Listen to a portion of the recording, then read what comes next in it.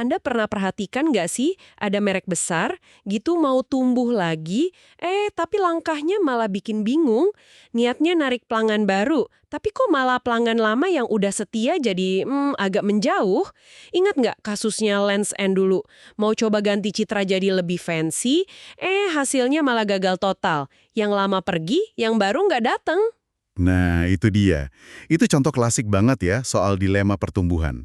Gagalnya Lens End itu justru nunjukin betapa pentingnya apa yang dibahas di bab 11 buku The Growth Dilemma. Ini fokus kita sekarang.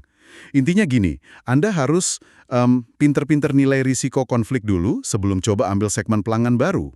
Ini bukan strategi ekstra aja, tapi fondasi. Wah, menarik.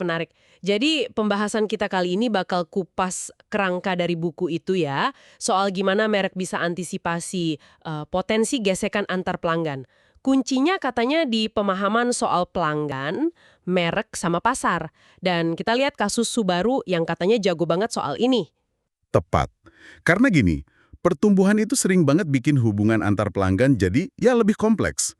Makin beragam pelanggan Anda, beda selera produk, beda pandangan soal citra, beda identitas, bahkan beda nilai. Nah, potensi konfliknya makin besar.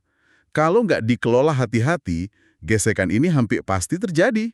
Waduh, jadi pertumbuhan itu bisa jadi pedang bermata dua gitu ya. Bisa bagus, tapi resikonya juga ada. Bisa bikin ribut antar pelanggan. Terus gimana caranya biar nggak blunder kayak tadi? Ada nggak sih cara antisipasinya di buku itu? Ada dong. Buku itu merangkumnya jadi 3 perintah. 3 prasyarat utama gitu.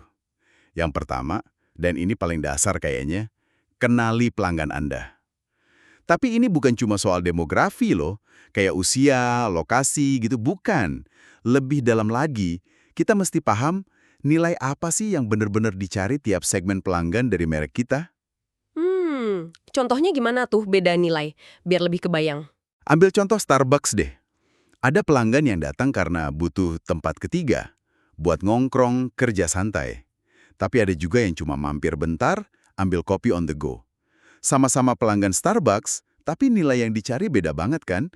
Nah, yang bahaya itu kalau kita kena naive realism. Kita asumsi aja pelanggan lihat merek kita sama persis kayak kita lihatnya. Padahal belum tentu.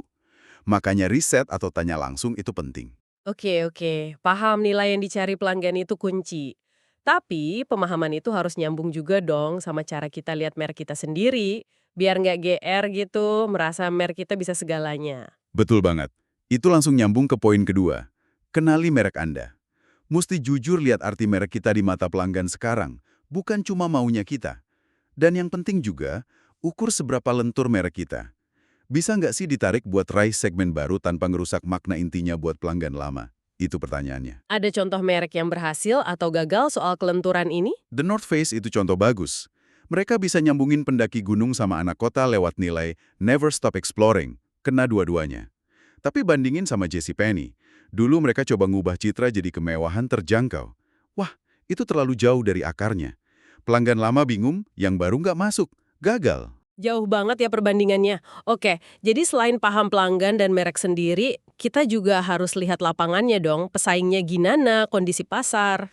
Persis. Itu perintah ketiga. Kenali pasar Anda. Analisis lanskap kompetitif itu wajib. Produk atau layanan kita gampang diganti nggak sama yang lain. Terus seberapa besar biaya pindah atau switching costs buat pelanggan kalau mau ganti merek. Ini pengaruhnya gede ke resiko konflik. Menarik, contohnya gimana? Coba lihat NFL, Liga American Football. Penggantinya dikit banget kan? Nah, makanya mereka bisa lebih berani ambil risiko yang mungkin bikin konflik antar fans. Beda cerita sama bir kayak Bud Light. Penggantinya banyak, biaya pindahnya rendah. Makanya pas ada kontroversi, kasus Dylan Mulvaney, dampaknya langsung kerasa banget ke penjualan. Jadi risiko konflik itu sangat tergantung pasar. Paham.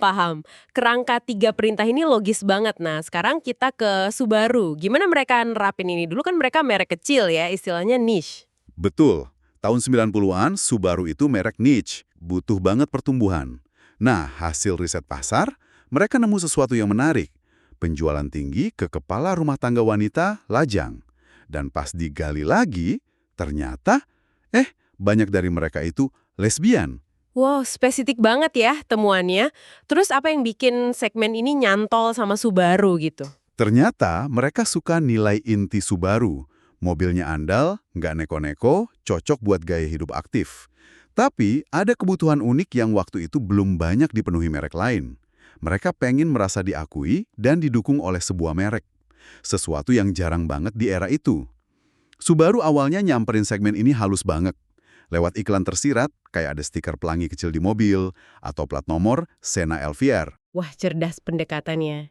Nah, disinilah 3 perintah tadi masuk ya. Gimana Subaru nilai resikonya? Iya, mereka ngerjain PR-nya bener. Pertama, kenali pelanggan. Subaru paham banget basis pelanggan inti mereka waktu itu, orang berpendidikan, cenderung liberal, independen, kemungkinan besar bakal toleran atau paling nggak netral sama komunitas LGBTQ+. Ini bikin risiko konflik identitas atau ideologis jadi kecil. Oke, resiko bentrok nilai diminimalisir. Terus, soal mereknya sendiri gimana? Masuk ke kenali merek. Memberi nilai tambah berupa pengakuan ke segmen lesbian ini, ternyata nggak mengurangi nilai fungsional utama mobil Subaru. Keandalan, durability, di mata segmen lain. Mobilnya tetap mobil bagus yang sama. Jadi, risiko konflik fungsi atau citra merek juga kecil. Dan terakhir, pasarnya. Ada pertimbangan soal kompetitor atau pelanggan gampang pindah merek nggak? Tentu, kenali pasar. Meskipun mobil itu secara teori bisa diganti, biaya pindah merek mobil itu relatif tinggi kan? Ada proses jual beli, kebiasaan, macam-macam. Ini kasih Subaru semacam bantalan, ngurangin resiko dampak negatif jangka pendek kalaupun misalnya muncul sedikit gesekan. Jadi ini bukan sekedar nekat atau untung-untungan gitu ya? Sama sekali bukan. Ini pertaruhan yang sangat terinformasi. Hasilnya, wah, sukses besar. Komunitas lesbian jadi salah satu segmen terbesar Subaru, sampai ada istilah les baru. Model kayak Outback dan Forester jadi ikonik banget di komunitas ini. Dan itu dorong pertumbuhan Subaru secara signifikan. Mereka benar-benar, understood the assignment. Luar biasa sih ceritanya. Jadi kesimpulannya ngelola pertumbuhan itu nggak cuma soal cari pelanggan baru sebanyak-banyaknya, tapi juga harus proaktif, antisipasi, dan kelola potensi konflik antar pelanggan lama dan baru. Kerangka kenali pelanggan, merek, pasar, ini jadi kayak kompasnya gitu ya. Benar sekali. Buat Anda yang mungkin terlibat di strategi merek, pemasaran atau sekedar konsumen cerdas yang pengen paham manuver merek di sekitar Anda, paham dinamika antar segmen ini fundamental banget. Gak peduli soal ini, bisa fatal akibatnya, kayak yang kita lihat di Lens End tadi. Oke, nah sebagai penutup, ini ada satu pertanyaan nih buat Anda renungkan. Mengingat dunia kita yang kayak ini makin terpolarisasi gini ya, berdasarkan pandangan, ideologi, menurut Anda sekarang jadi makin sulit atau justru makin penting sih buat merek untuk benar-benar paham dan berani navigasi potensi konflik ideologis di antara beragam segmen pelanggan mereka? Coba dipikirkan.